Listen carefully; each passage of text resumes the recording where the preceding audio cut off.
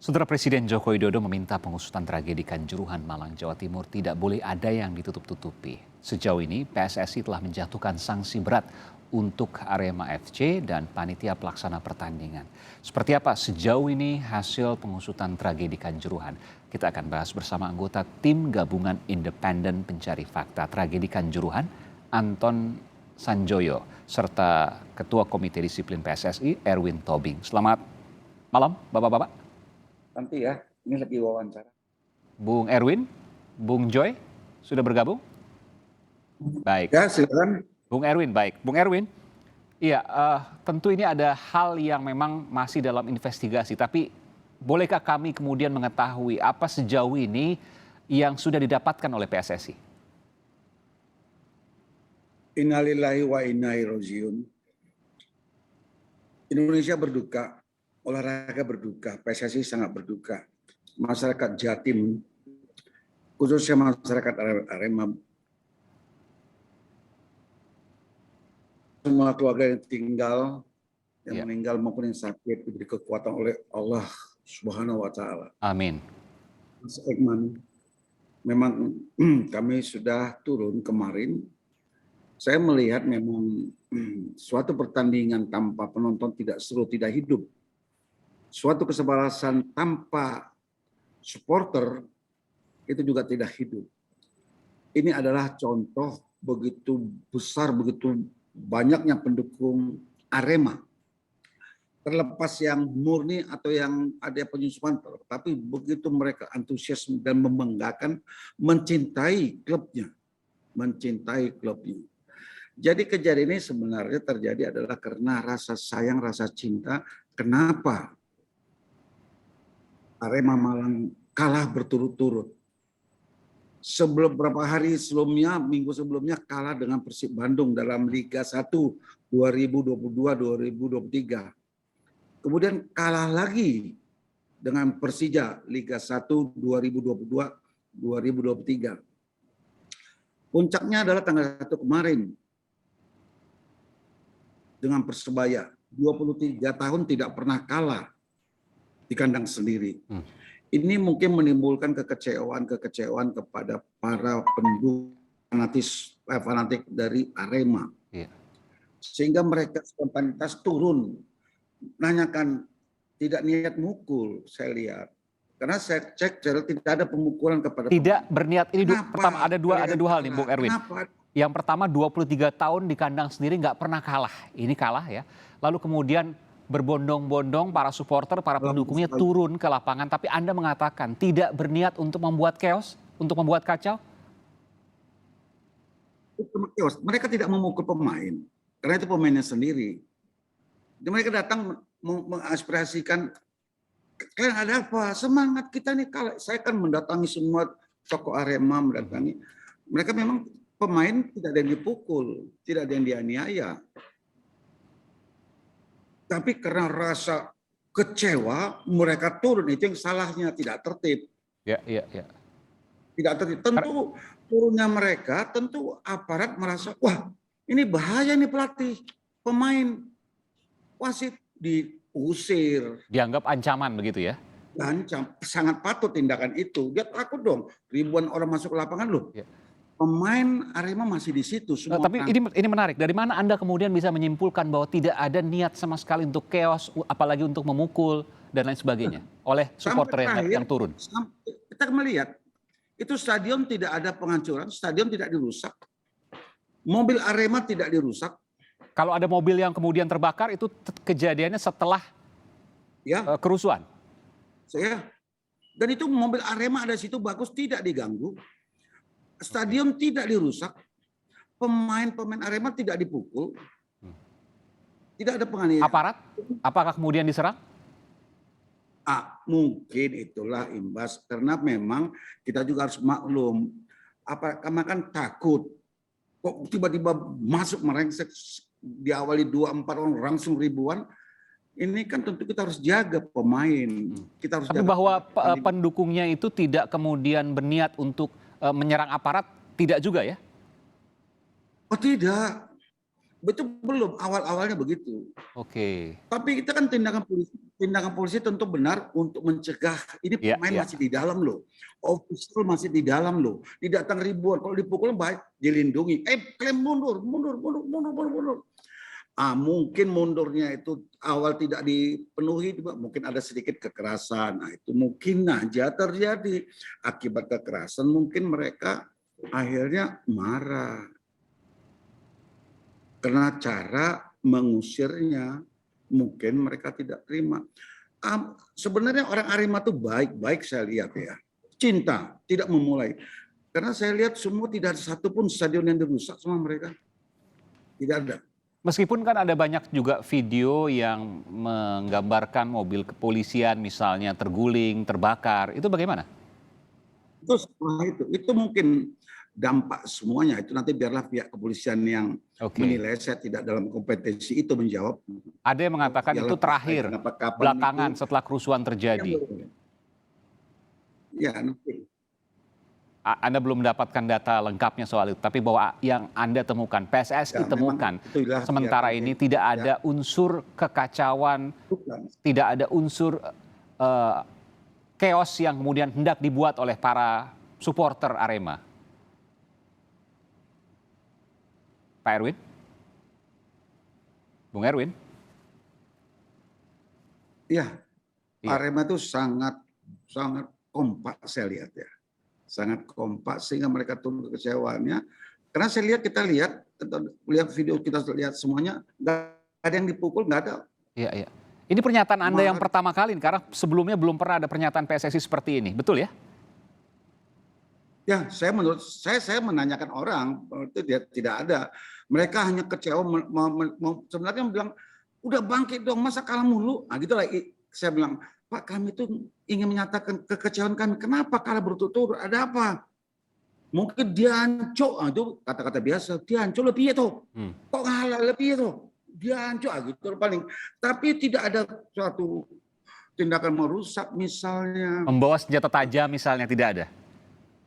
Wah, kita sampai itu. Tapi tentu saya juga sekolah sebagai polisi, melihat itu mereka ribuan, saya akan turun paksa mereka keluar karena melindungi para pemain dan perangkat pertandingan yang masih ada di lapangan. Untuk pemain Persebaya sudah langsung buru-buru diberangkatkan dengan kendaraan rantis, sudah diberangkatkan. Tinggal di situ adalah pemain. Arema Malang. Pemain kebanggaan mereka. Iya. Arema Malang, itu aja. Baik. Ini temuan sementara yang menarik kemudian untuk dikaji. Bahwa tidak ada niat untuk membuat chaos dari para supporter yang turun hanya untuk menanyakan kepada pemain Arema pada waktu itu ya. Bahkan mereka tidak misalnya mensweeping pemain Persebaya, tidak ada proses untuk mencari itu.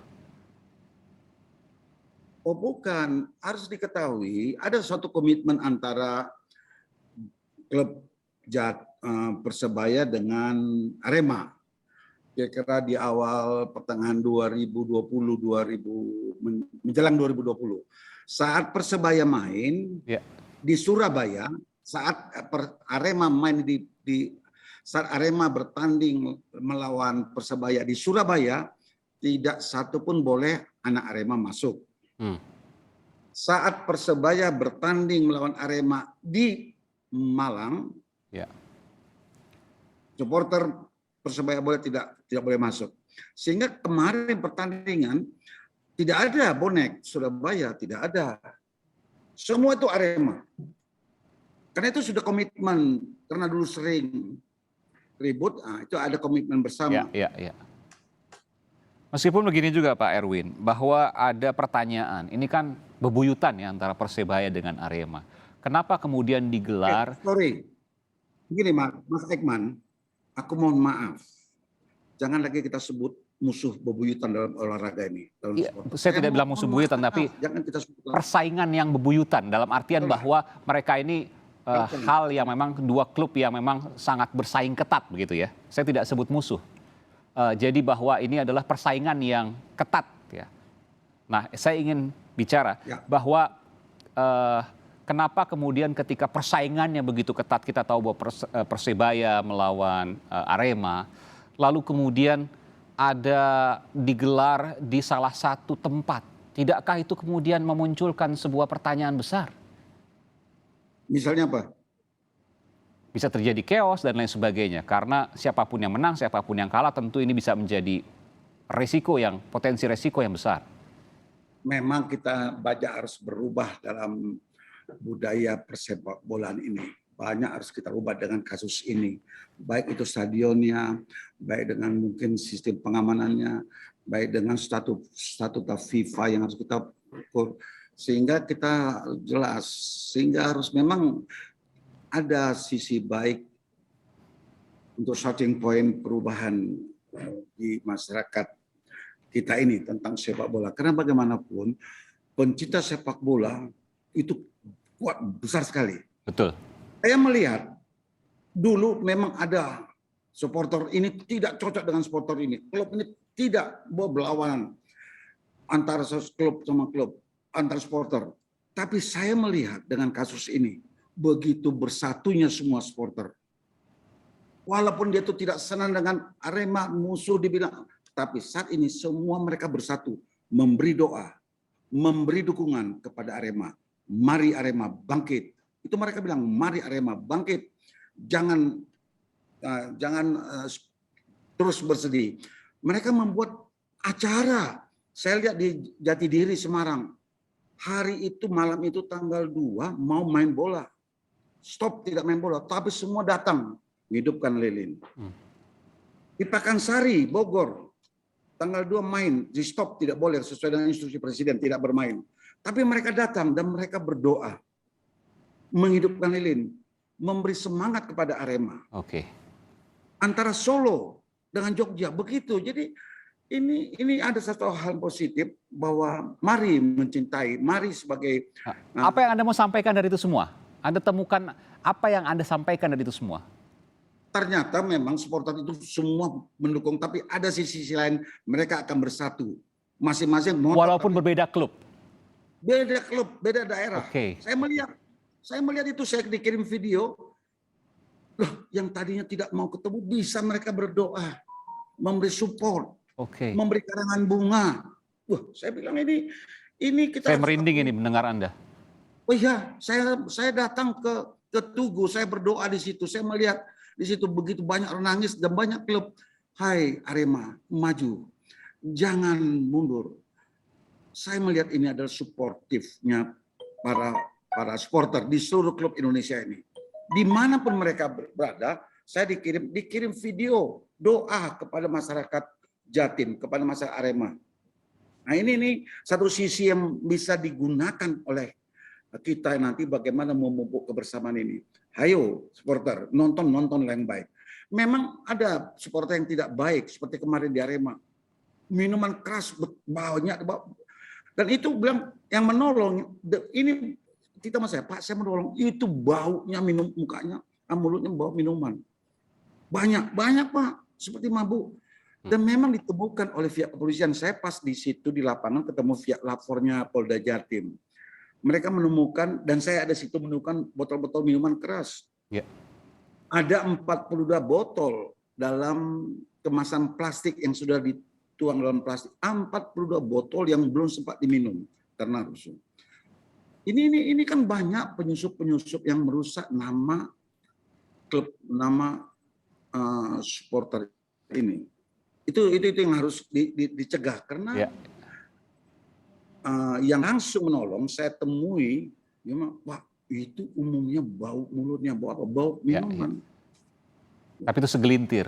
Mereka sesungguhnya punya jiwa yang kebersamaan, bukan hanya untuk satu klub tapi untuk yang lain juga. Bagaimana? Mereka sesungguhnya punya jiwa kebersamaan, bukan hanya satu klub. Tapi ketika kemudian bertemukan dengan klub yang lain, sesungguhnya mereka bisa kemudian damai, bahkan berdoa bersama tadi Anda katakan.